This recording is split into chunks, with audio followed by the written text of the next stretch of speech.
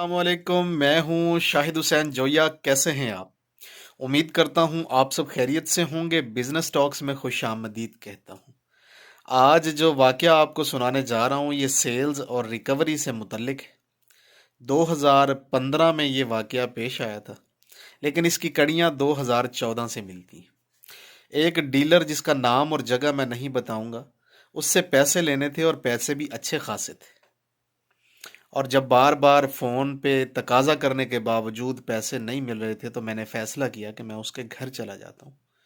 पैसे लेने के लिए किसी के घर में कम ही जाता था। बहुत भी ज़रूरत होती थी या कोई तंग भी कर रहा होता तो सेल्स का नुमाइंदा या मैं खुद उसकी दुकान पे जाते थे। लेकिन चूंकि वो दुकान पे मुसलसल मिल नहीं रहा था, तो उसके घर जाने का फ़ैसला किया। जब मैं उसके घर चला गया तो वो मुझे मिला, बड़े अच्छे तरीके से मिला। उसने मुझसे चाय पूछी, पानी पूछा, खाना पूछा। लेकिन मैंने उससे कहा कि नहीं, मुझे थोड़ा जल्दी है और मैं अपने पैसों के लिए हाजिर हुआ हूँ, तो बराए मेहरबानी मुझे मेरे पैसे दिए। तो उसने कहा, शायद भाई मुझे एक जगह से पैसे मिलने हैं 15 तारीख को। आप ऐसा करें कि 15 तारीख की शाम को मेरे पास आ जाए। तो मेरे घर से उसके घर का जो फासला है वो 60 से 70 किलोमीटर था। मैंने कहा चलें कोई बात नहीं, मैं 15 तारीख को आ जाता हूँ। एक होप लग गई ना, उम्मीद हो गई। चलो बता दिया बंदे ने कि 15 तारीख को पैसे मिल जाए। तो 15 तारीख को मैंने सुबह उसको कॉल किया तो उसका नंबर पावर्ड ऑफ था। दो तीन चार पांच मरतबा किया तो मुझे ये थोड़ा सा अंदाजा हो गया था कि मुझे आज पैसे नहीं मिलने वाले। लेकिन पता नहीं क्यों मुझे ना गुस्सा आ गया। मैंने कहा यार, ये इस बंदे ने मेरे साथ अच्छा नहीं किया। वादा किया था 15 तारीख को और आज फोन नहीं उठा रहा। तो 15 की बजाय 16 तारीख को मैं उसके घर चला गया। मैंने दरवाजे पे नॉक किया तो उसका छोटा भाई बाहर निकला। मैंने कहा जी, मैंने आपके भाई से मिलना है।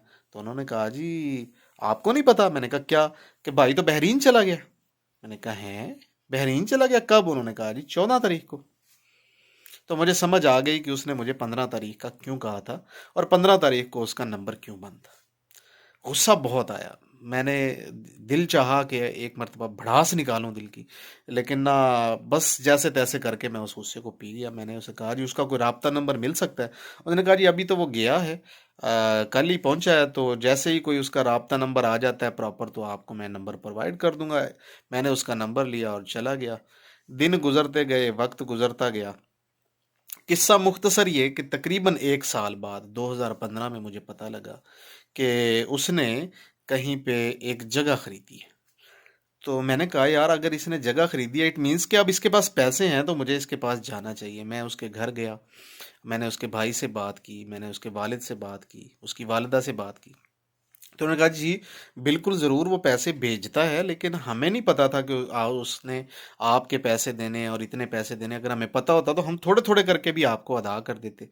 तो मैंने कहा चलें जी, आप अदा कर दें, आप कौन सा देर हो गई है। तो उन्होंने कहा जी बिल्कुल ठीक है, हम ऐसा करते हैं कि उसकी जो सैलरी आती है, तनख्वाह आती है, उसमें से 15,000 रुपया महीना जो है वो आपको दे दिया करेंगे। मैंने कहा जी बेहतर है। चलो, कुछ ना आने से कुछ आना बेहतर ही है। ज़्यादा से ज़्यादा साल, 1.5 साल, 2 साल में पैसे ख़त्म हो ही जाएंगे। तो पहली तारीख का वादा करके जनाब मैं फिर घर आ गया। एक महीना जब पहली हुई तो फ़ोन किया, किसी ने फ़ोन अटेंड नहीं किया। दूसरा महीना आ गया, पहली पे फिर किसी ने फ़ोन अटेंड नहीं किया। लड़के को भेजा तो जनाब उन्होंने कहा जी अगले महीने देंगे। जब तीसरे महीने फ़ोन किया तो फ़ोन फ़ोन उठाया नहीं उन्होंने।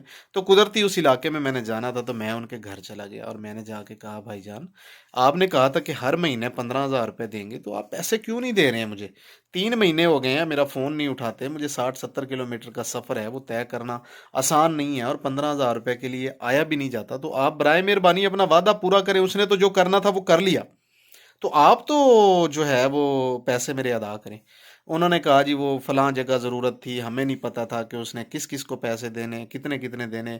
यहाँ तो रोज़ ही कोई ना कोई आ जाता है, तो पिछले महीने उसको दे दिए, पिछले महीने उसको दिए। मैंने कहा जी मेरी बात करवा दें उससे।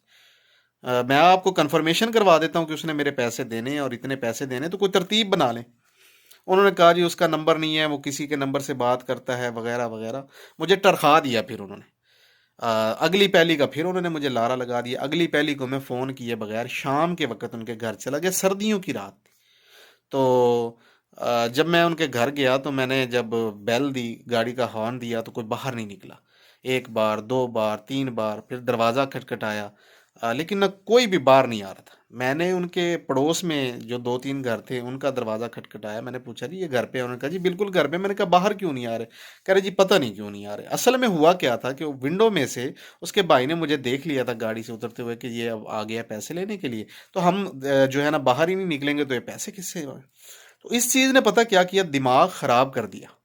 میں ہمیشہ کول رہتا ہوں، لیکن یہ بات اتنی میرے لیے وہ انسلٹنگ تھی کہ یار 4 مہینے تو ہو گئے ان کو، اور سال 1.5 سال ہو گیا اس کو لارے لگاتے ہوئے، اور میرے پیسے دے ہی نہیں رہے۔ اور آج جب پتہ ہے کہ میں آ گیا ہوں اور مجھے یہ بھی پتہ ہے کہ پیسے ہیں لیکن دے نہیں رہے ہیں، تو میں نے کیا کیا کہ میں نے سردی تھی بہت زیادہ، میرے پاس رضائی وغیرہ تو ظاہر ہے گاڑی میں نہیں ہو سکتی تھی، چادر تھی، میں نے کیا کیا گاڑی لاک کی، ہیٹر آن کیا، اور میں ان کے دروازے کے آگے گاڑی کھڑی کر کے میں گاڑی کے اندر ہی لیٹ گیا۔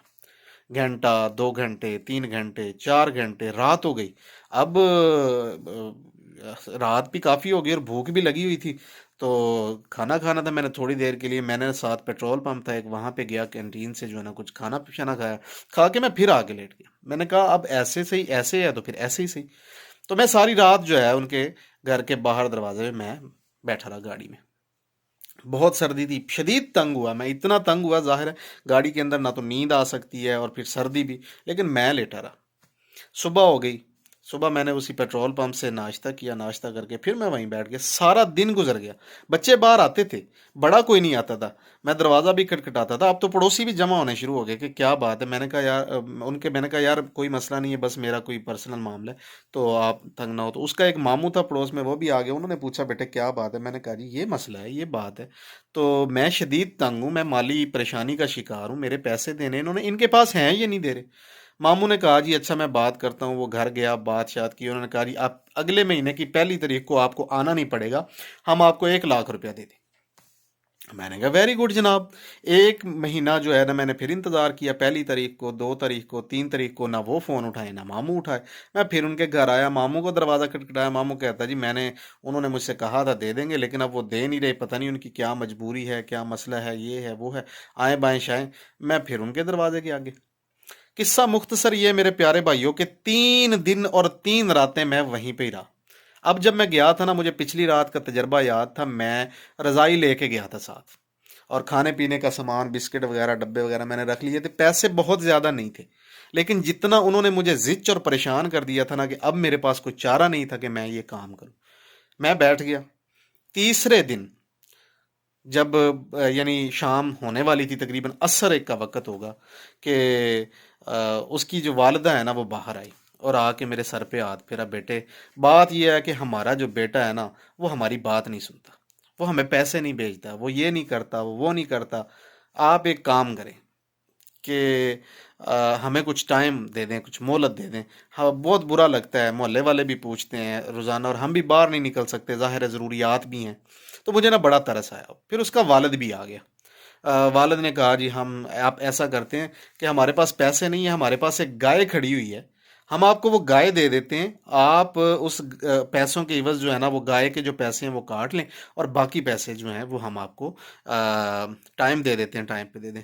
تو میں نے کہا جی آپ اگر مجھے پہلے دن ہی یہ بات کر دیتے، ٹیلی فون پہ ہی بتا دیتے کہ بیٹا ہماری بات نہیں سنتا اور یہ پریشانی ہے اور یہ مسئلہ ہے، تو یقین کریں میں کبھی آتا ہی نہ۔ آپ نے اتنا زج کر دیا، اتنا پریشان اور غصہ دلانے والی حرکت کی کہ مجھے مجبوراً یہ کرنا پڑا، اور یقین کریں اپنی اس حرکت پہ میں بہت زیادہ شرمسار تھا۔ مجھے پتا تھا کہ میں جو کر رہا ہوں یہ کہیں نہ کہیں یہ غلط ہے، مجھے یہ نہیں کرنا چاہیے، لیکن وہ ایک وقت ایسا چل رہا ہو جب مالی پریشانی آپ پہ شدید ہو، آپ نے بھی آگے بہت سے لوگوں کے پیسے دینے ہو، اور جن کے آپ نے پیسے دینے ہو وہ بھی تقریباً ایسی ہی حرکت کرنے پہ تل گئے ہوں، تو پھر آپ سے کوئی بعید نہیں کہ آپ ایسا کام کر لیتے ہیں۔